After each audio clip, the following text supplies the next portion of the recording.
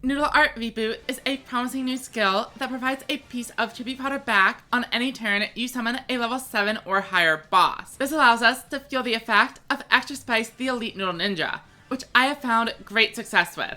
1000 burn adds up quickly, and drawing cards is one of the best things you can be doing in a card game.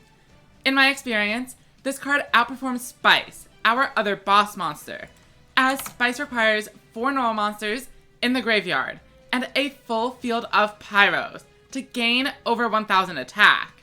That said, this card still helps clear games and ensures your low-level monsters win combat. In the past, Noodles were an OTK strategy, revolving around building up the card's power before combining it with Roastery, but the slow burn of Extra Spice and Talismanic Seal Ray seems more consistent to me. The rest of the deck is incredibly standard, with a beast package for advantage, and a ton of vanilla pyros fueling the skill. Sometimes simple is best, but there are changes a player could consider. Our deck has 2 major weaknesses: dealing with set 3 boards and losing to Shield and Sword. The deck doesn't use any limit 3 cards, opening up a few options. Thunder Gazelle is a way to deal piercing damage, but I find it won't actually solve the problem we're having. Something that seems more promising is running a King's Majesty engine. This helps prevent the blowout from Shield and Sword and also synergizes with Spice by providing more normal monsters in the graveyard. The combination of Extra Spice and Cobalt Kobold will also increase consistency and make it more likely you draw into your blowout cards over the course of the game, namely Shield and Sword and Widespread Ruin. Finally, Flame Cyberse can be used over some of the 2 tribute monsters to prevent bricking. However, given the skill won't give us a monster pack when we summon a Cyberse, it's essentially turning all of our 2 tributes into 1 tribute monsters anyway, and this only really comes up on turns you draw multiple high-level monsters, or if you're ditching the Cyberse by setting it face down turn 1. I would say the biggest draw of the card is the 1800 defense stat, which prevents the opponent from killing you with Sword and Shield. So our first game is up against a Cyberse player. We open up with a pretty good hand, setting 4 and passing. They draw into a reset runner and then use Maximum Magnavox in order to bring out a boss monster. Now, rather than ending up with a full field, they use a particle acceleration to destroy my Shield and Sword, which is almost definitely the right play. But that does mean we get an extra resource going into our turn. We draw, and we have a Puck Rocket Chew and a Silver Wolf. We actually miss out on a 200 debuff, but we use our boost to burn for 1000 points, and we end up with a full board anyway. We even draw into a Puck Rocket Chew and are able to use Silver Wolf to get that debuff anyway. Spice activates its effect and boosts our entire board before we swing in and reduce the opponent down to just a few 100 life points remaining. Ignister draws return, but they really only have a Dark Femtron, backed up by traps.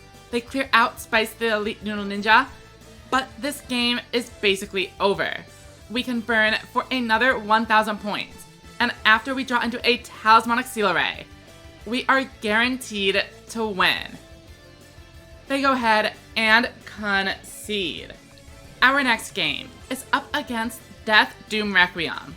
Once again, we open with a really good hand, including a Widespread Ruin, but they hit us with an immediate Ghost Cyclone. And now we are going to speed up the game because of reasons you will see soon. We have not drawn any boss monsters. Our Teen Soldier is able to get in for a little bit of damage, but they use a stop defense and deal a ton. Fortunately for us, we draw no high-level monsters, and we are stuck in a loop. We are forced to just set and pass all the way until turn 13, where we finally land a Shield and Sword, and then we bring in our 2 boss monsters, and the heavy metal is at 0. We have 2 face down Talismanic Seal Rays. We are shuffling away all of these monsters to deal with this board. And this is the problem with Death Doom Requiem, and also a problem our own deck faces. They simply weren't able to do anything to us setting 3. They used a single stop defense, and then we're stuck. Even with widespread ruin, we swing in for game. For our final game, we are up against Neo Blue. We open up with 3 unsummonables, so we use the extra spice and grab it back, Fire Yarrow from the grave. But I have no fear in our ability to draw a new low-level monster. So I burn for 1,000 before setting the Gazelle and Shield and Sword. My opponent has their own Shield and Sword though, and extra spice is going down. Shock Dragon is able to get in for a clean 1,600. And the Dragorite clears out Gazelle, leaving me with an empty board. However, I have my own Shield and Sword to weaken that Dragorite, and that makes it easy to get in for damage. Paka Pikachu activates the effect, giving us an extra card. Shield and Sword brings them down to 0, and Silverwolf debuffs the Shock Dragon. Noodle Art Reboot gives us yet another monster, and that is going to give us a chance to draw a new card. We already have plenty of low levels, but there's no point not to draw.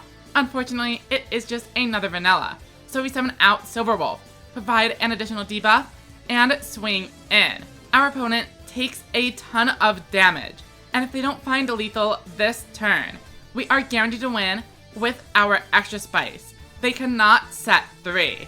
Neo Blue does not find an answer, and concedes.